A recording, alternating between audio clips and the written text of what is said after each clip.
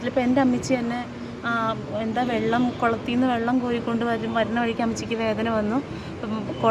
കുട അവിടെ വെച്ചിട്ട് ഗവൺമെൻറ് ആശുപത്രിയിൽ പോയി പ്രസവിച്ച് തിരിച്ച് വന്നതാന്ന് പറയാം. അത് അന്നത്തെ കാലത്ത് ചിലപ്പോൾ ഈസി ആയിരുന്നിരിക്കണം. കാരണം എന്താണെന്ന് വെച്ചാൽ അന്നത്തെ ആരോഗ്യനില അങ്ങനെയായിരുന്നു.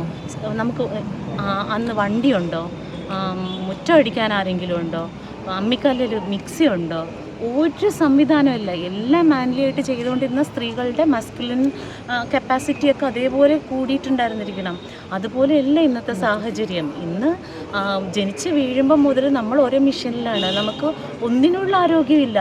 പ്രസവിച്ച ഒരാളെന്ന നിലയ്ക്ക് പ്രസവം ഈസിയാണെന്നുള്ളൊരു കാര്യം പറയാനേ പാടില്ല. ഞാൻ പേടിച്ച് പ്രസവം നിർത്തിക്കളഞ്ഞ ആളാണ്, സീരിയസ്ലി. കാരണം എൻ്റെ സിസേറിയനായിരുന്നു. ഞാൻ ഗവൺമെൻറ് ഹോസ്പിറ്റലിലായിരുന്നു. നല്ല സൗകര്യങ്ങളിലും ഒക്കെയാണ് പ്രസവിച്ചത്.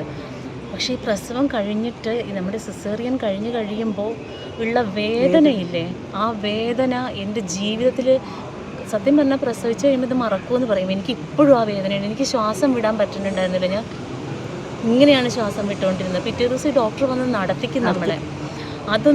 അതൊക്കെ ഇങ്ങനെ ഈ എന്താ പറയുക, തത്വചിന്ത പറയുന്നവർക്ക് ഇതൊക്കെ ഈസി ആയിട്ട് പറയാൻ പറ്റും. ദൈവത്തെ ഓർത്ത് കൂടെ സഹജീവികളെ മനുഷ്യനായിട്ട് കാണാൻ പഠിക്കുക. പണ്ടെന്നോ കേട്ട കഥ, അരിയിടിക്കാൻ പോയ കഥ കേട്ട് ഇപ്പോഴും അരിയിടിക്കാൻ അവരുടെ വീട്ടിലുണ്ടാവും. അരിയിടിക്കുന്ന സംവിധാനം അവരുടെ വീട്ടിലുണ്ടാവുമോ? തന്നെ അമ്മിക്കല്ലിൽ അരയ്ക്കുന്ന ആൾക്കാർ ഇതൊക്കെ ചെയ്യുമ്പോഴേ നമുക്ക് ആരോഗ്യം ഉണ്ടാവുള്ളൂ എന്ന്. പിന്നെ പൊല്യൂഷൻ ഇല്ലാത്ത അന്തരീക്ഷം, മായമില്ലാത്ത ഭക്ഷണം, ഇതൊക്കെ കഴിച്ചൊരു തലമുറയും നമ്മളെ ആയിട്ടാണ് കമ്പയർ ചെയ്യുന്നത്. എന്തൊരു വിഡ്ഢിത്തമാണത്.